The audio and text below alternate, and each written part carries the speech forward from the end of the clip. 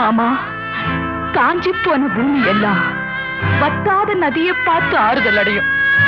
அந்த நதியே காஞ்சி போயிட்டா துன்பப்படுறவங்க எல்லாம் அவங்க கவலைய தெய்வத்துக்கிட்ட முறையிடுவாங்க. ஆனா தெய்வமே கலங்கி நின்னா அந்த தெய்வத்துக்கு யாரால ஆறுதல் சொல்ல முடியும்? தானாடவில்லை அம்மா, சதையாடுது. அது தந்தை என்றும் பிள்ளை என்றும் விளை